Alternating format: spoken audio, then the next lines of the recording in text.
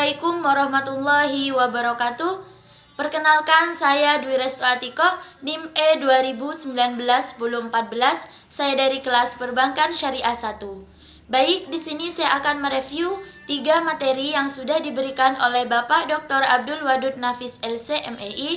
Di antaranya, yang pertama, periode peradaban Islam, yang kedua, peradaban Arab pra-Islam, dan yang ketiga, peradaban Islam periode kenabian. Langsung saja yang pertama yaitu periode peradaban Islam. Nah, periode peradaban Islam ini dibagi menjadi 3. Yang pertama yaitu periode klasik. Periode klasik ini sejak tahun 611 hingga 1250 Masehi. Pada periode klasik ini ada 4. Yang pertama yaitu periode kenabian, yang kedua periode Khulafaur Rasyidin, yang ketiga Daulah Ammawiyah, dan yang keempat Daulah Abbasiyah. Ciri-ciri periode klasik. Yang pertama yaitu penanaman akidah dan tata cara beribadah yang benar. Yang kedua, membentuk komunitas muslim. Yang ketiga, memperbaiki manajemen kemasyarakatan dan pemerintahan. Yang keempat yaitu pengembangan ilmu pengetahuan, dan yang terakhir mengembangkan seni arsitektur. Selanjutnya periode pertengahan. Nah, periode pertengahan ini dimulai sejak tahun 1250 hingga 1800 Masehi. Pada periode pertengahan ini ada 3 daulah. Yang pertama, Daulah Mughal dari India, Daulah Syafawiyah dari Persia, dan Daulah Utsmaniyah dari Turki. Selanjutnya ciri-ciri periode pertengahan. Nah, yang pertama yaitu memperbaiki manajemen pemerintahan dan kemasyarakatan, yang kedua pengembangan ilmu pengetahuan, dan yang ketiga mengembangkan seni arsitektur. Selanjutnya periode modern. Nah, periode modern ini dimulai sejak tahun 1800 Masehi hingga sekarang. Nah, periode modern ini merupakan zaman kebangkitan Islam. Nah, ciri-ciri periode modern yaitu pembaharuan baik dalam bidang akidah, politik, maupun pendidikan. Oleh karena itu, dalam pembahasan ini kita bisa mengambil pemahaman bagaimana periode peradaban Islam mulai dari klasik, pertengahan, hingga modern yang mengalami pasang surut. Selanjutnya yaitu peradaban Arab pra-Islam. Peradaban Arab pra-Islam atau yang lebih dikenal dengan zaman jahiliyah, di mana pada masa itu perilaku mereka hanya mendahulukan hawa nafsu saja tanpa sesuai dengan aturan dan norma yang benar. Peradaban Arab pra-Islam jika dilihat dari kondisi sosial budayanya meliputi yang pertama musyrikin, artinya menyembah patung-patung berhala, dan patung berhala yang terkenal di sini yaitu Lata dan Uzza. Yang kedua, menguburkan anak perempuan mereka secara hidup-hidup lantaran menurut mereka anak perempuan tersebut merupakan sumber aib dan tidak bisa mencari nafkah. Yang ketiga, yaitu perbudakan yang diperlakukan tidak manusiawi. Yang keempat, suka berperang antar suku karena hal kecil. Yang kelima, yaitu suka meminum homer, dan yang keenam pergaulan bebas atau berzina. Selanjutnya jika dilihat dari kondisi religius ada 4. Yang pertama fatalisme, yaitu tidak meyakini adanya Tuhan. Yang kedua paganisme, sama halnya dengan penyembah berhala. Yang ketiga Allah sebagai super Tuhan, dan yang keempat monoteisme, yaitu masih meyakini keesaan Allah. Selanjutnya apabila dilihat dari kondisi sosial politiknya, yaitu ada 2. Yang pertama, adanya persaingan dalam konteks keagamaan antara Bizantium dengan Persia.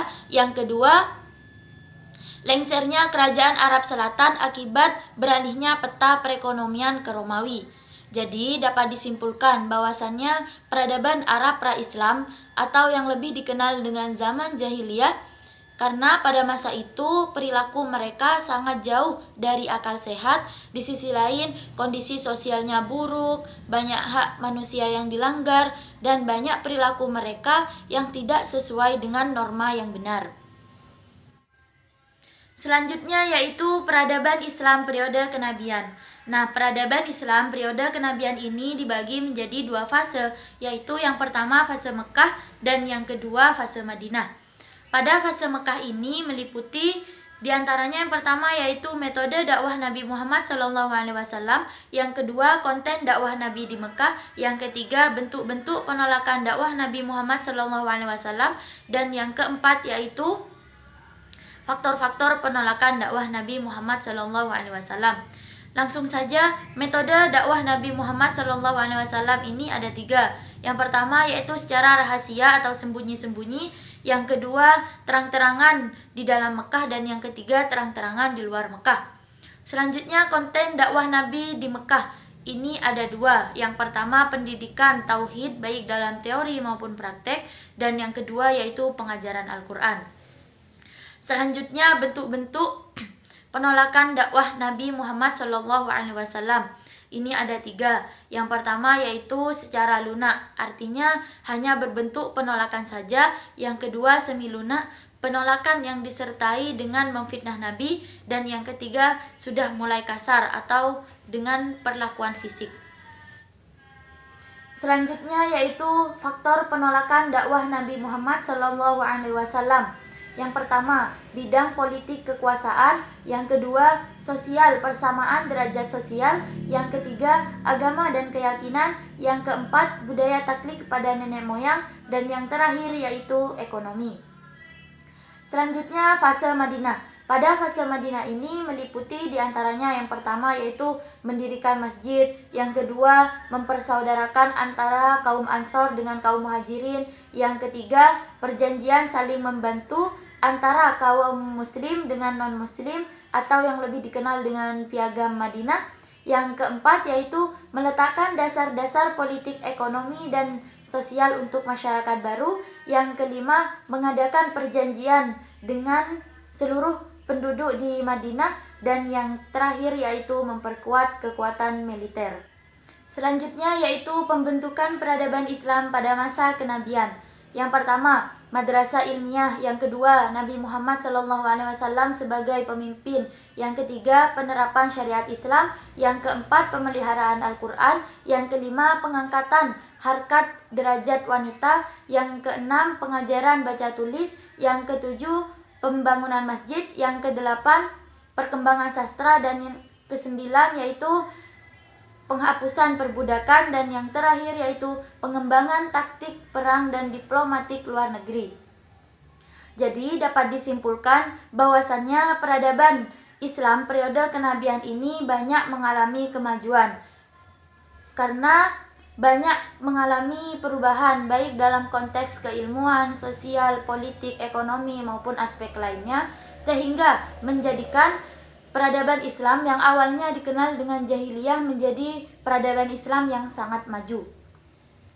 Mungkin cukup sekian review untuk memenuhi tugas UTS ini. Kurang lebihnya saya mohon maaf.